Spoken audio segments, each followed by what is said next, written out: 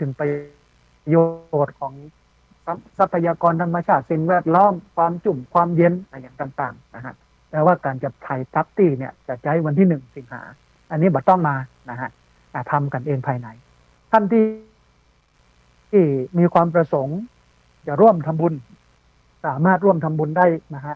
รับไถ่ที่ดินสามารถทำบุญได้ที่ธนาคารกรุงไทยชื่อบัญชีที่พักสงฆ์สถาบันธรรมาภิวัตรหมายเลขบัญชี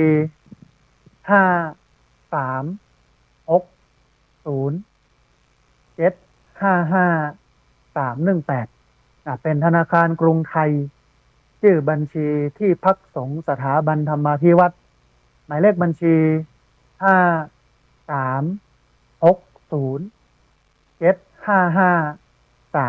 5360755318อันนี้เป็นทำบุญปรับไถที่ดินแถมบุญหนึ่งทำบุญซื้อกล้าไผ่ท่านผู้ฟังกล้าละ50 บาทท่านผู้ฟังสามารถร่วมทำบุญได้ที่ธนาคารกรุงเทพชื่อบัญชีนางสาววรันทรจงรุ่งโรจน์สกุล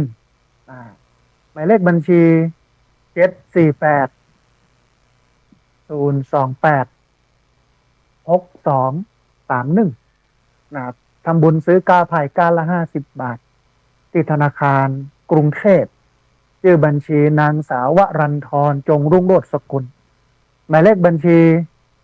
748-028-6231นะฮะบุญสุดท้ายท่านผู้ฟังเป็นบุญสร้างเจดีย์สุขเจริญตอนนี้ช่างชุดแรกก็แห่งบักกี้วันนี้ก็จะปิกละนะฮะชุดทำโครงสร้างเนี่ยนะแล้วก็ชุดที่2ชุดกอกับชุดฉาบเนี่ยจะมาพร้อมกันชุดที่2ก็คิดว่าแห่งสัก4-5 วันชุดแรกจะปิกละส่วนชุดที่2เป็นชุดกอกับชุดฉาบก็จะมากอมาฉาบก็จะใช้เวลาสัก2-3 เดือนแล้วชุดสุดท้ายเป็นชุดทาสีนะฮะก็ตอนนี้ท่านผู้ฟังท่านใดอยากจะร่วมทำบุญสร้างเจดีย์สุขเจริญประดิษฐานไว้ในพระพุทธศาสนาก็สามารถร่วมทำบุญได้ที่ธนาคารกรุงไทยชื่อบัญชีที่พักสงฆ์สถาบันธรรมาภิวัตรหมายเลขบัญชี536-0755-318 536-0755-318เป็นธนาคารกรุงไทยชื่อบัญชีที่พักสงฆ์สถาบันธรรมาภิวัตรหมายเลขบัญชี536-0755-318นะฮะท่านผู้ฟังตะกี้ได้เกริ่นค้างไว้ถึงเรื่องการที่รัฐบาลพยายามจะผลักดันพระราชบัญญัติการประกอบธุรกิจสถานบันเทิงครบวงจรหรือว่า Entertainment Complex นะฮะซึ่งดูแล้วน่าเกลียดไปแซงบนห้องว่ายัตติเร่งด่วนซึ่งอู้ถึงเรื่องแผ่นดินไหวแล้วก็ภัยพิบัติที่เกิดจากอาคารถล่มแล้วคนตายคนเจ็บยังอยู่ในพื้นท่านบางส่วนเนี่ยจนกระทั่งเอาคาสิโนเข้าไปแซงลงความเห็นลงคะแนนจนชนะเสร็จแล้วมาถึงเรื่องของพระราชบัญญัติเกี่ยวเรื่องของกระทู้สดด่วนถึงเรื่องของการแก้ไขปัญหาแผ่นดินไหวที่ทำให้ตึกถล่มและคนเจ็บอยู่หั่นจะแก้อย่างไรเนี่ยถูกเลื่อนมาเป็นอันดับ2แล้วก็หลังจากลงมติพระราชบัญญัติการประกอบธุรกิจสถานบันเทิง Entertainment Complex แล้วก็ออกจากห้องประชุมไปเหลือสสน้อยเดียวที่อู้ถึงเรื่องแผ่นดินไหวเฮาหันปรากฏการณ์อย่างเงี้ยมันก็เป็นความในใจของโยมเองเนาะที่จะต้องรู้สึกกับมูลนักการเมืองทั้งหลายนะฮะถึงเวลาที่เขาอาจจะต้องลงโทษเปิ้นว่าสมัยหน้าต่อไปคุณก็บ่มีสิทธิ์ที่จะเข้ามาเป็นนักการเมืองมาบริหารประเทศเพราะว่าบริหารอย่างเงี้ยมันล้มเหลวนะฮะอันนี้ก็เป็นอันหนึ่งทีนี้ท่านผู้ฟังในเดือนน่าจะเป็นเดือนมกรานะฮะในวันที่วันที่25 มกราคม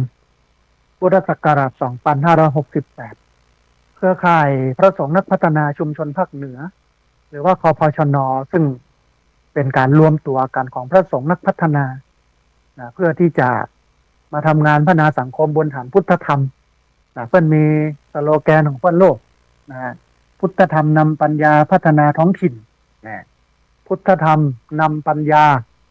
พัฒนาท้องถิ่นเครือข่ายพระสงฆ์นักพัฒนาชุมชนภาคเหนือเพิ่นก็ได้ออกแถลงการณ์ออกมานะชื่อว่าแถลงการณ์เครือข่ายพระสงฆ์นักพัฒนาชุมชนภาคเหนือกรณีพระราชบัญญัติการประกอบธุรกิจสถานบันเทิงครบวงจรหรือว่า Entertainment Complex นะฮะซึ่งตอนนี้น่าสนใจน่าฟังท่านผู้ฟังนะมาตอกย้ำให้ท่านผู้ฟังได้เข้าใจแห่งคำหนึ่งว่าพุทธศาสนาเป็นปฏิเสธเรื่องอบายมุขเรื่องการพนันเรื่องเหล้าพยายามให้พุทธศาสนิกชนหลีกเว้นหนีจากสิ่งเหล่านี้บ่เข้าไปยุ่งไปเกี่ยวในรุ่นก่อนๆก็มีนักเคลื่อนไหวทางสังคมอาจารย์มหาวิทยาลัยนักการเมืองข้าราชการเพิ่นก็อู้กันนะโดยเฉพาะประเทศไทยเป็นชาวพุทธ60 กว่าล้านคน60 ล้านในจำนวนประชากร66 ล้านเพราะนั้นเขาก็จะต้องจัดระบบชาวพุทธห่างจากอบายมุขเรื่องเหล่านี้อย่างเงี้ยมันก็ดีมาจัดเมินนะฮะจนสุดท้ายมาลุจนถึงรัฐบาลนี้เพราะว่าจะเป็นเรื่องเล่าตอนนี้เปิดเสรีขายวันพระวันศีลขายโน่นนี่นั่นได้สบายนะจากแต่ก่อนที่วันพระวันศีลบอกขายนะมาห้ามขายโน่นนี่นั่นอย่างนี้เนาะนะฮะ แต่ปรากฏว่าวันนี้ก็ขายได้สบายแถมบปแต่ยังมาผลักดันเรื่อง Entertainment Complex หรือว่าสถานบันเทิงครบวงจรเพื่อมีคาสิโนมาเล่นกันมันก็ทำให้ประเทศไทยเนี่ยมันเสื่อมถอยทางศีลธรรมแล้วก็คำเตือนของนักวิชาการที่เป็นไปดูงานต่างประเทศไปทำกรณีศึกษาที่ประเทศสิงคโปร์สิงคโปร์เนี่ยเจริญได้จากเศรษฐกิจของเปิ้ลที่เปิ้ลทำผิดหวังนะฮะลีกวนยูเนี่ยเป็นคนที่เปิ้ลกึศสร้างสิงคโปร์ขึ้นมาเป็นรูปธรรมจนถึงปัจจุบันเปิ้ลก็ออกมาอู้ว่า Entertainment Complex หรือว่าคาสิโนเนี่ยมันบ่ได้ตอบโจทย์มันสร้างปัญหานักกว่าเงินทองอันเนี้ยที่จริงประเทศไทยเราก็มีบทเรียนจากประเทศอื่นๆแต่เราบ่ได้เอามาใช้อาจจะเป็นเพราะรัฐบาลเพิ่นต้องการเงินเอามาบริหารแต่อาตมาภาพก็บอกว่า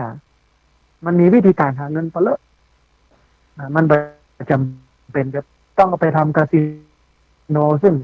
มันจะทำให้สังคมเสื่อมนะสังคมล่มสลายทีนี้ในแถลงการณ์ของเครือข่ายพระสงฆ์นักพัฒนาชุมชนภาคเหนือหรือว่าคพชน.กรณีพระราชบัญญัติการประกอบธุรกิจสถานบันเทิงครบวงจรเป็นได้เกริ่นไว้บอกว่าตามที่รัฐบาลได้ประกาศเดินหน้าผลักดันพระราชบัญญัติการประกอบธุรกิจสถานบันเทิงครบวงจรหรือว่า Entertainment Complex เข้าสู่รัฐสภาและมีแนวโน้มว่าจะถูกคัดค้านจากทั้ง2 สภาส่วนประกอบสำคัญในพระราชบัญญัตินี้ก็คือคาสิโนซึ่งจะส่งผลพื้นที่ประเทศไทยสามารถเปิดคาสิโนหรือว่าแหล่งพนันอย่างถูกกฎหมายหลายแห่งหลายขนาดในหลายพื้นที่บ่มีขีดจำกัดสามารถอนุมัติด้วยอำนาจของฝ่ายการเมืองโดยบ่ต้องฟังเสียงประชาชนประเทศอื่นเนี่ยเปิ้นจะเนี่ยเปิ้นต้องทำประชามติคือชาวบ้านลงประชาคมเนี่ยว่าจะบ่แต่ประเทศไทยเฮาซิกแซกโดยที่บ่สนใจเสียงของพี่น้องชาวบ้านก็ฮือสสซึ่งเป็นตัวแทนของพี่น้องชาวบ้านซึ่งบางครั้งบางทีเนี่ยเปิ้นก็อาจจะบ่ใช่ตัวแทนที่แท้จริงตามความรู้สึกของชาวบ้านเขาได้มาเป็นการตัดสินเอาบ่เอาคาสิโนนะฮะจากประสบการณ์ของทั่วโลกท่านผู้ฟังก็ปะว่าคาสิโนเนี่ยเป็นพื้นที่เชื่อมโยงกับการกระทำความผิดกฎทางด้านกฎหมายแล้วก็อาชญากรรมหลายระดับทั้งอาชญากรรมข้ามชาติระดับประเทศและก็ในระดับท้องถิ่นท้องที่นะฮะเกิดการฉ้อโกงทุจริตคอร์รัปชันทับสินบนและการประกอบธุรกิจผิดกฎหมายในลักษณะต่างๆการเปิดให้มีคาสิโนถูกกฎหมายจึงเท่ากับเปิดโอกาสให้กลุ่มอาชญากรได้ฟอกเงินเป็นแลกฟอกเงินของอาชญากร ซึ่งเป็นกระบวนการเซาะกร่อนบ่อนทำลาย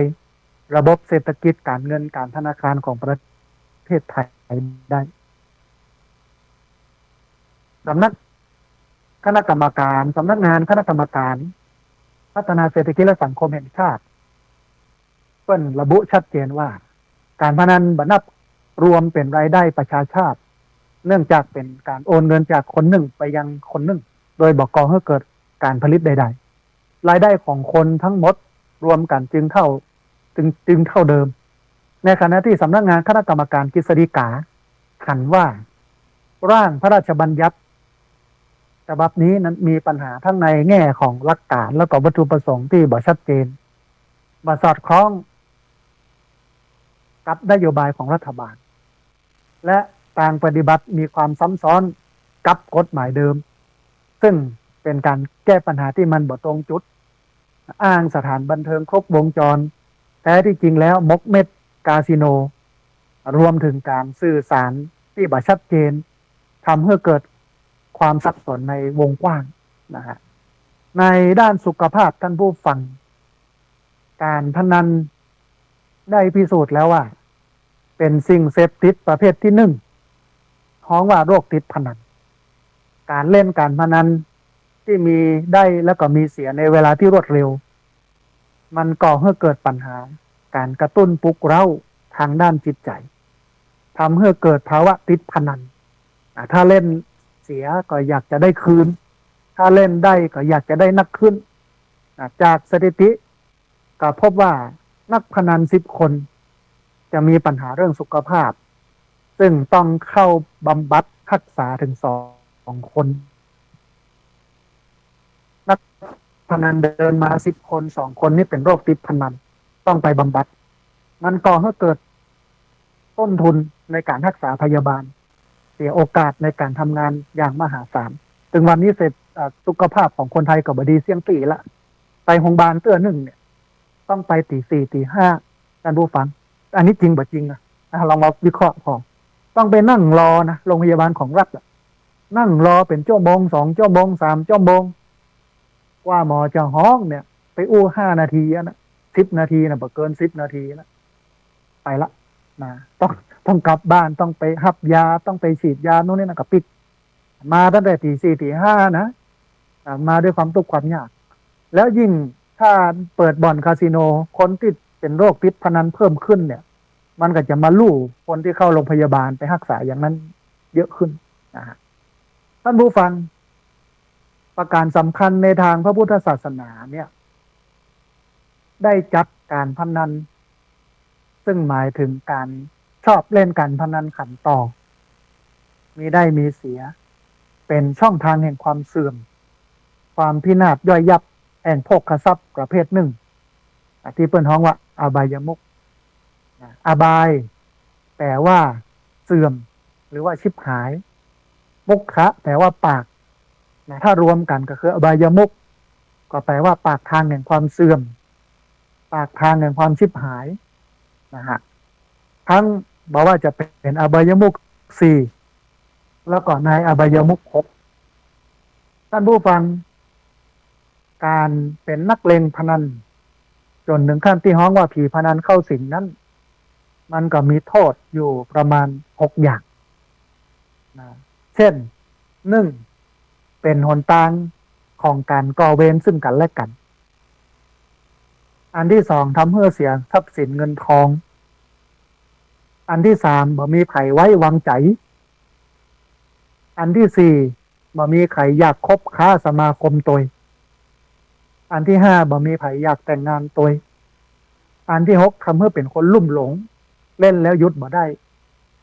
นอกจากนี้หากเราพิจารณามันถี่ถ้วนมันลึกซึ้งไปแหมมันแยบคายไปแหมก็จะปะว่าสถานบันเทิงครบวงจรตามชื่อของพระราชบัญญัติที่รัฐบาลพยายามเสนอเนี่ยเป็นแหล่งรวมอบายมุขทุกประการที่เป็นช่องทางแห่งความเสื่อมช่องทางแห่งความพินาศย่อยยับแห่งโภคทรัพย์เงินทอง ที่พระพุทธเจ้าทรงแนะนำให้เลิกเว้นนั่นเองคือถึงแม้ว่ากฎหมายกับธรรมะเบื้องต้นอาจจะใช้ธรรมะมาเป็นกฎหมายแต่ว่าวันนี้หลายคนพยายามที่บอกว่ากฎหมายก็คือกฎหมายจะต้องแยกเรื่องศาสนาออกไปนะคือมันเป็นหลักกฎหมายที่ไม่ได้เกี่ยวข้องกับเรื่องของคนท้องว่าศาสนาคือมันเป็นสากลเนาะแต่อย่าไปลืมว่าประเทศไทยนี่ประชากรชาวพุทธ60 ล้านในบรรดาคนในประเทศ66 ล้าน60 ล้านเป็นชาวพุทธแน่นอนว่าในบรรดา60 ล้านอาจจะอยากให้เล่นประมาณสัก10 ล้าน20 ล้านแต่40 ล้านเนี่ยเพื่อนบ่อยากให้มีนะเพราะว่ามันเข้าถึงง่ายอย่างเงี้ยมันจะทำให้เกิดความเสี่ยงในการจะเกิดอาชญากรรมหลายๆเรื่องที่โตยมาแล้วก็เสี่ยงต่อการจะพิษเรื่องของอบายมุขนะฮะท่านผู้ฟังเครือข่ายพระสงฆ์นักพัฒนาภาคเหนือหรือว่าคพชน.ซึ่งเป็นเครือข่ายพระสงฆ์ที่ทำงานพัฒนาสังคมในหลากหลายมิติไม่ว่าจะเป็นทั้งด้านสุขภาพด้านสิ่งแวดล้อมด้านวัฒนธรรมประเพณีงานพัฒนาเด็กและเยาวชนงานเรื่องสิ่งแวดล้อมงานเรื่องสิทธิงานเรื่องรณรงค์งดอบายมุขเช่น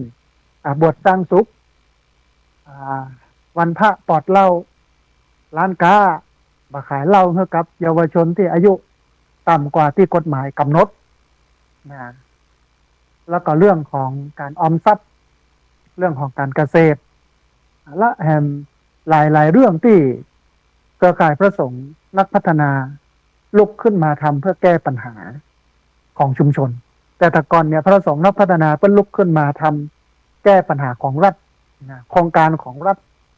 ที่กระทบต่อประชาชนที่เช่นเขื่อนราศีสไลด์เป็นต้นอย่างเงี้ยเรื่องของราคาพืชผลทางการเกษตรตกต่ำถ้าเองก็เข้าไปรณรงค์ไปสร้างกระบวนการเพื่อมีเรื่องของการผลิตเรื่องของโน้นนี้นั่นเนี่ยจนชาวบ้านอยู่ดีกินดีแล้วอยู่ดีมีสุขขึ้นมานี่เป็นงานของพระสงฆ์นักพัฒนางานศพปลอดเหล้าก็เป็นอันหนึ่งการพนันก็ส่วนหนึ่งในจังหวัดลำปางอดีตที่ผ่านมาในยุคคสช.เพิ่นมีการจัดระเบียบสังคมมีการตรวจร้านค้าที่ขายเกินเวลาขายเงื่อนละอ่อนต่ำกว่าอายุ18 ปีนี่คือพระสงฆ์ก็เข้าไปมีส่วนร่วมนอกจากคือเขาอาจจะหันเฉพาะมิติของพิธีกรรมอาจจะเขาบัดได้เห็นในมิติอื่นๆที่พระสงฆ์เพิ่นทำแต่แน่นอนว่าในมิติอื่นๆที่พระสงฆ์เพิ่นทำเนี่ยเพิ่นทำแบบนักคือหมายความว่าคนทำพระสงฆ์ที่ทำเนี่ยบ่เยอะมันมีน้อยรูปที่จะมาทำแบบนี้ก็ส่วนใหญ่ก็ไปกับวัฒนธรรมประเพณีเอาจะไปสัมพันธ์กับพระก็ต่อเมื่อตาลสังฆทานงานวันเกิดงานตาลขันเข้าให้กับผีตายตาลสังฆทานเวลาหมอดูมาตักหมอเมื่อมาตักก็ไปตาลหรือว่ามีงานศพงานซากขึ้นบ้านใหม่แต่งานกับพระครับพระเหียเตื้ออันนี้ในมิติของศาสนาเขาก็จะเห็นบริบทว่าที่แต่พระเปิ้นก็ไม่ได้ยะอย่างนักเราเป็นอย่างนั้นและทีนี้เวลาพระเปิ้นเสียแล้วออกข่าวเขาก็มองว่าโอ้พระสงฆ์ส่วนใหญ่เนี่ยมันมีคุณธรรมจริยธรรมไร้ศีลธรรมแต่แท้ที่จริงแล้วเนี่ยแหมมุมหนึ่งหรือว่าแหมมิติหนึ่งสำหรับพระสงฆ์ที่เปิ้นทำงานพัฒนาสังคมบนฐานพุทธธรรมเนี่ยท่านผู้ฟังเปิ้นยะลักนะเปิ้นยะหลากหลายบอกว่าจะเป็นหลากหลายในเชิงของพื้นที่หลากหลายในเชิงกิจกรรมหลากหลายในเชิงของผู้คน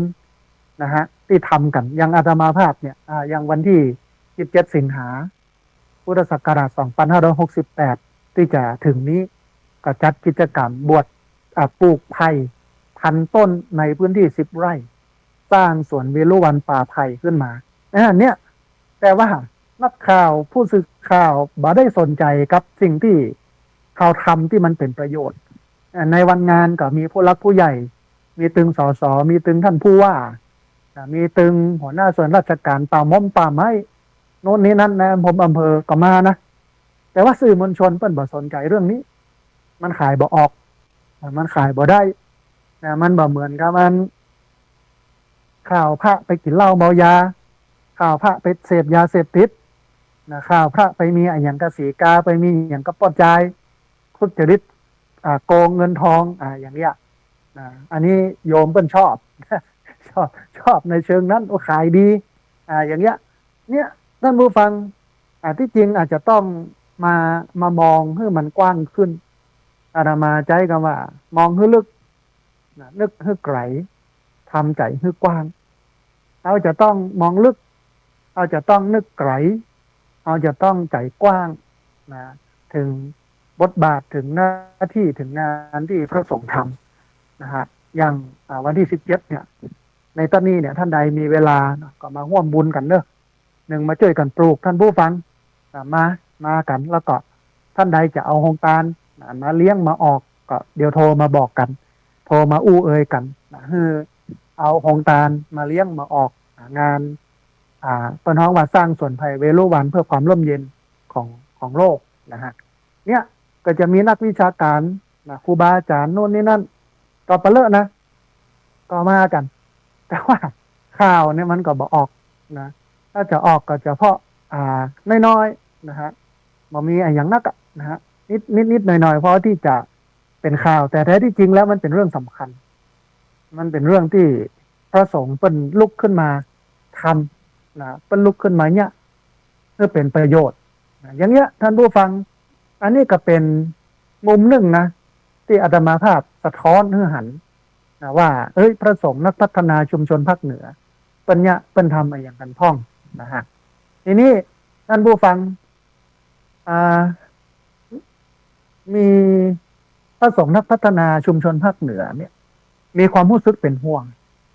กังวลในสถานการณ์ที่รัฐบาลมีการผลักดันพระราชบัญญัติการประกอบธุรกิจสถานบันเทิงครบวงจรหรือว่า Entertainment Complex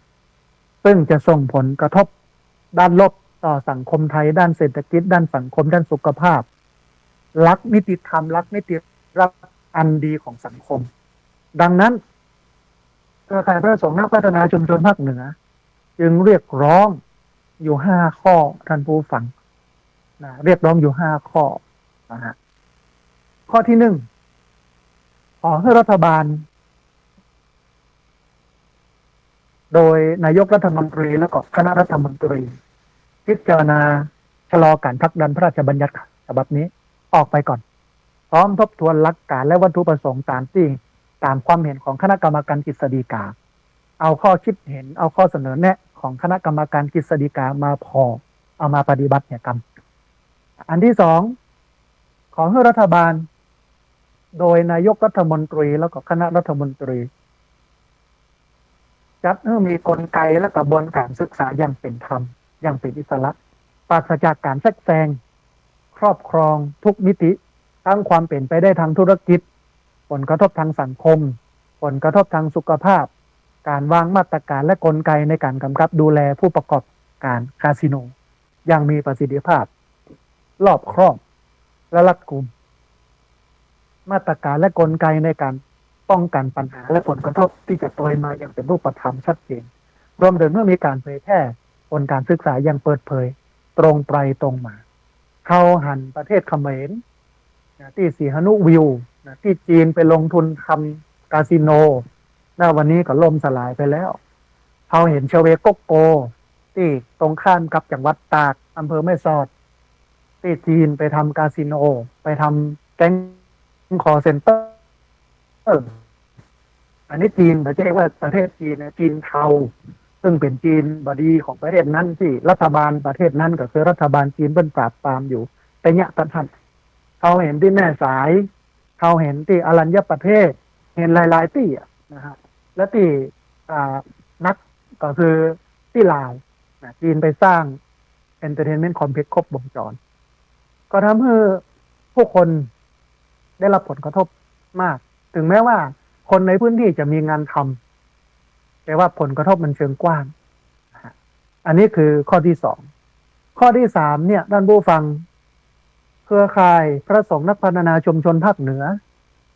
ขอให้รัฐบาลนำเรื่องนี้เข้าสู่กระบวนการประชามติ เพื่อรับฟังความคิดเห็นของประชาชนชาวไทยทั้งประเทศ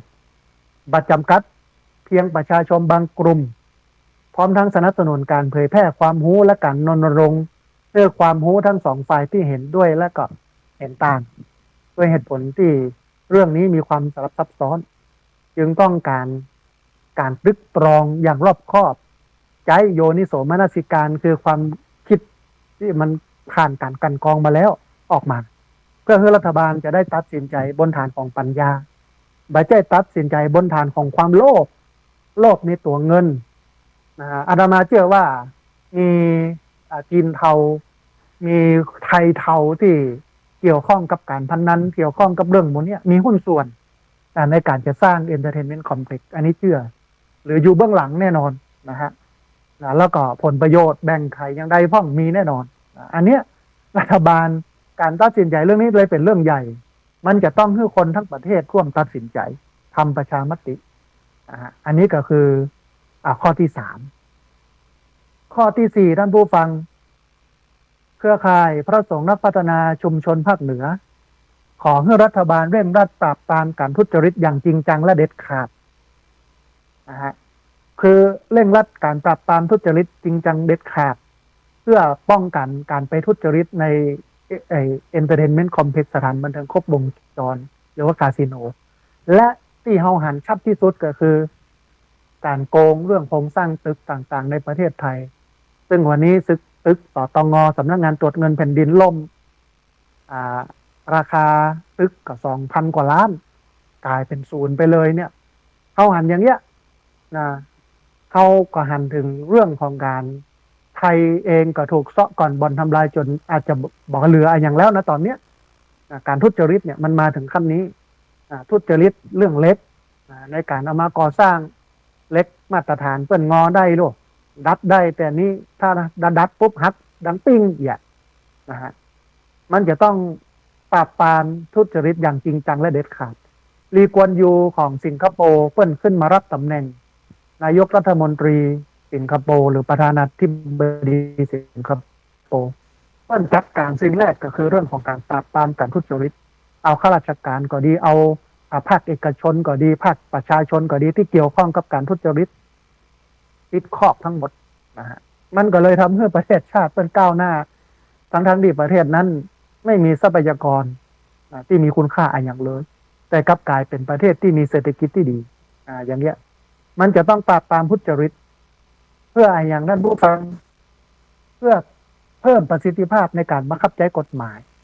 และการปฏิรูปกระบวนการยุติธรรมซึ่งวันนี้เรามองว่ายุติธรรมกระบวนการยุติธรรมของประเทศไทยมันล้มเหลวเพื่อสร้างความเชื่อมั่นให้แก่ประชาชนชาวไทยเพราะถือว่าเป็นรากฐานสำคัญของ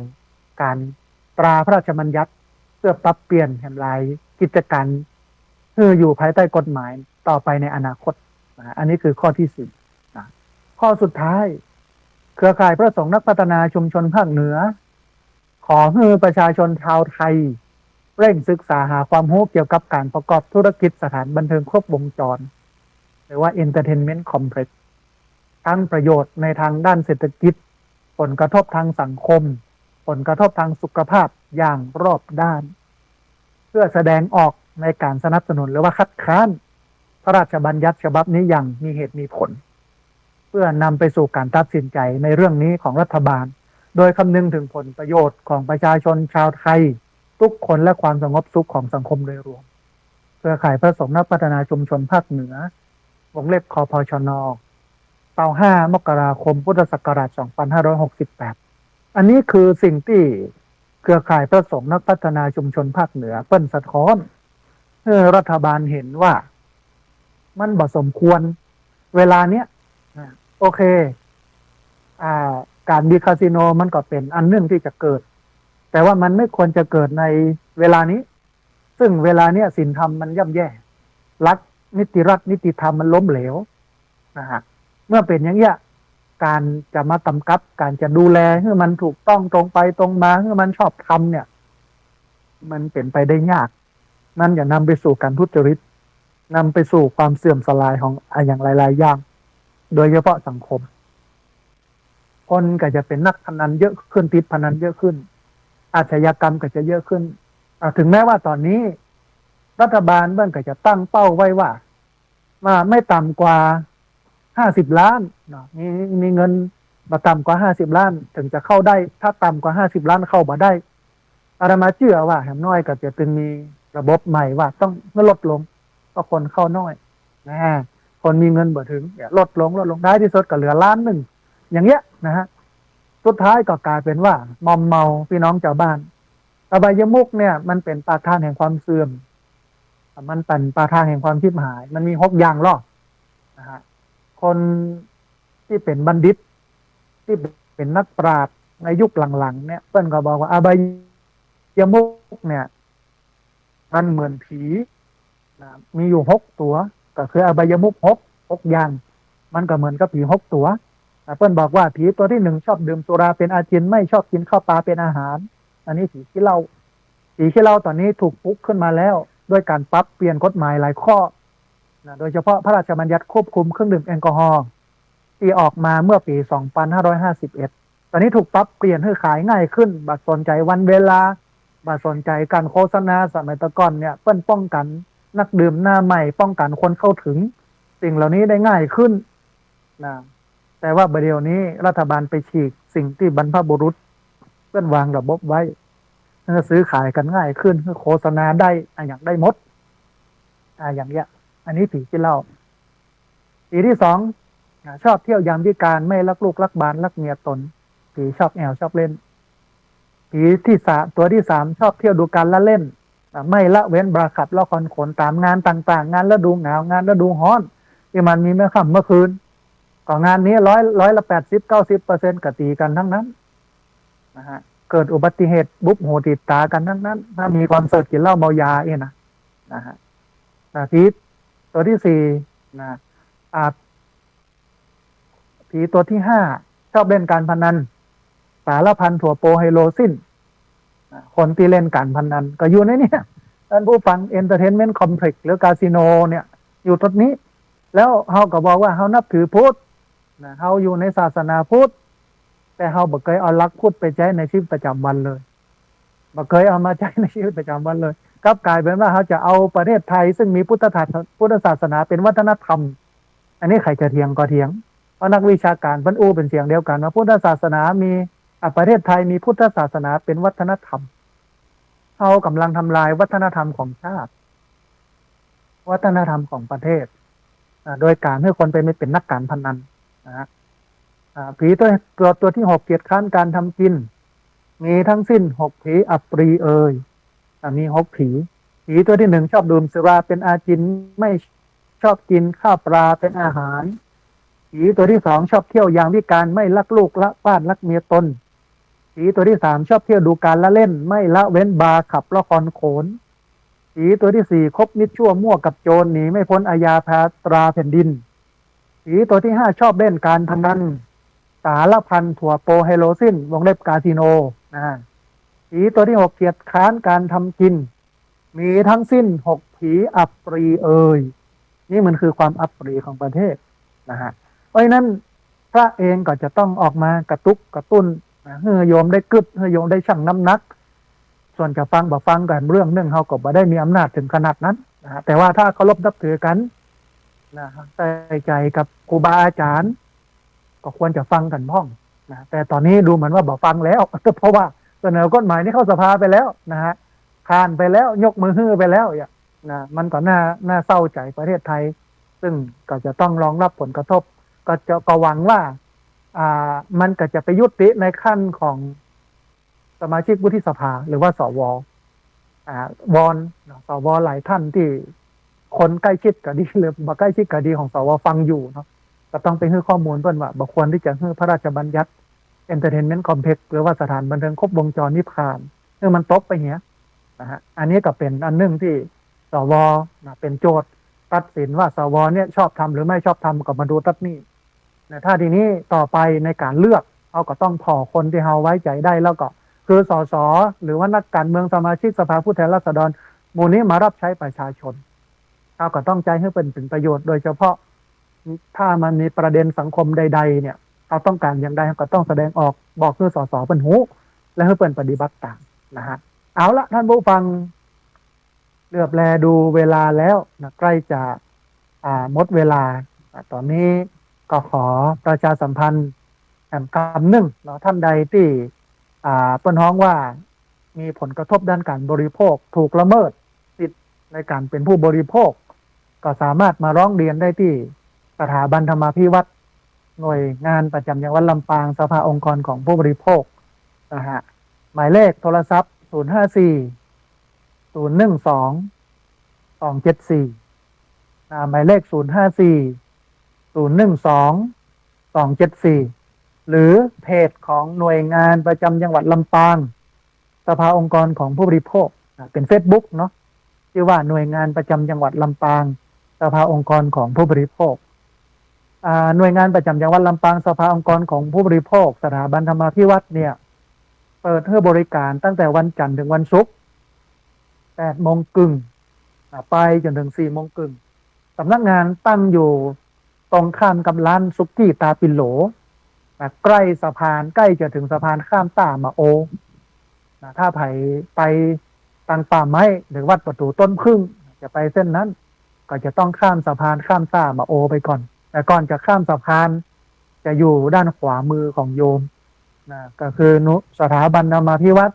หน่วยงานประจำจังหวัดลำปางสภาองค์กรของผู้บริโภคก็เข้าไปร้องเรียนท่านแต่ว่าต้องไปวันจันทร์ถึงวันศุกร์8 โมงครึ่งถึง4 โมงครึ่งอันนี้เป็นบุญแรกบุญที่สองท่านผู้ฟังท่านใดอยากจะร่วมบุญในส่วนของการนั้นปลูกไผ่ในการของการในส่วนของการปรับที่ดินปลูกไผ่เนี่ยจะยุติการประชาสัมพันธ์บอกข่าวบุญวันที่1ในดินในการปรับดินตอนนี้จะไถ่ปรับในวันที่1 สิงหาพุทธศักราช2568ส่วนจะปลูกเนี่ยก็ปลูกในวันที่17 สิงหาพุทธศักราช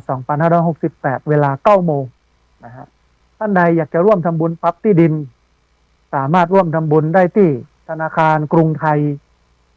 ชื่อบัญชีที่พักสงฆ์สถาบันธรรมาภิวัตรหมายเลขบัญชี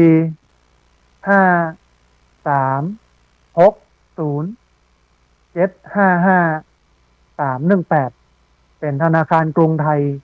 ชื่อบัญชีที่พักสงฆ์สถาบันธรรมาภิวัตรหมายเลขบัญชี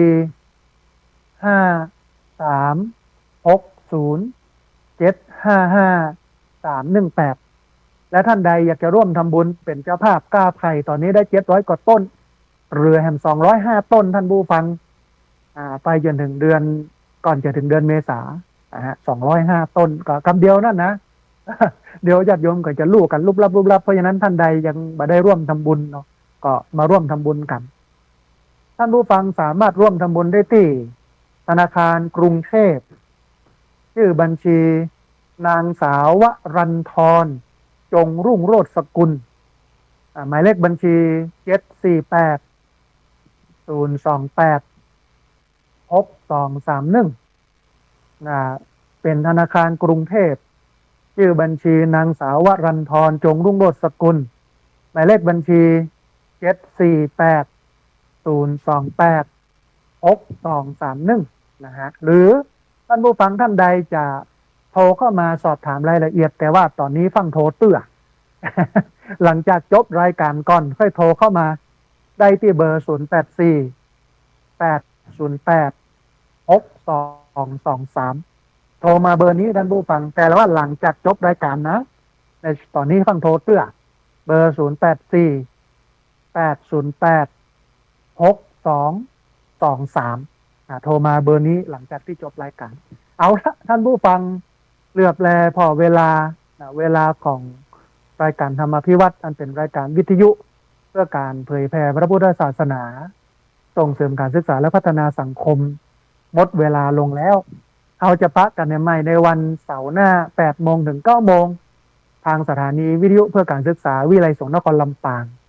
FM 106.50 เมกะเฮิรตซ์นะฮะแล้วก็ทุกวันอังคารเมื่อท่านผู้ฟังตี 5 ถึง 7 โมงเมื่อเจ้าวันอังคารตี 5 ถึง 7 โมงเมื่อเจ้าสถานีนี้เหมือนกันสถานีวิทยุวิไลสงฆ์นครลำปาง FM 106.50 เมกะเฮิรตซ์และสถานีอื่นๆนะของเครือข่ายสถานีวิทยุคลื่นสีขาวตัว8จังหวัดภาคเหนือเนาะเชียงใหม่ละปูนลำปางไปน่านมะยาวเชียงรายแม่ฮ่องสอนนะฮะแล้วก็ทางเพจของสถานีวิทยุวัดสายหินแล้วก็เพจของมูลนิธิธีระปัญโยสามารถไปติดตามรับฟังย้อนหลังตรงนั้นได้นะวันนี้ต้องกราบขอบพระคุณครูบาอาจารย์พระเถรานุเถระครูบาสังฆะที่เคารพอย่างสูงทุกรูป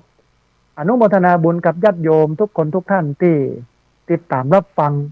ต้องขออภัยที่ไม่ได้เปิดสายให้ท่านผู้ฟังที่ฟังอยู่ได้โทรเข้ามาเพราะว่าเวลามันน้อยนะแล้วก็ต้องอนุโมทนาบุญขอบอกขอบใจกับเจ้าหน้าที่ของสถานีที่รับสัญญาณเอาไปออกอากาศส่งกระจายเสียงเราเจอกันในใหม่เนอะท่านผู้ฟังวันเสาร์8 โมงถึง 9 โมงวันอังคารตี 5 ถึง 7 โมงมาเจ้าวันนี้สัปปะพุทธานุภาเวนะด้วยเดชเดชะอนุภาพของพระพุทธเจ้าสัปปะธรรมานุภาเวนะด้วยเดชเดชะอนุภาพของพระธรรมเจ้า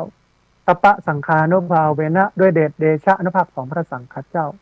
ศรัทธาสุทธิพระวันตุเตขอความสุขความเจริญในธรรมจงบังเกิดมีแด่บรรดาศรัทธาสาธุชนทุกคนทุกท่านตลอดการเป็นนิจเทินจะเริญพร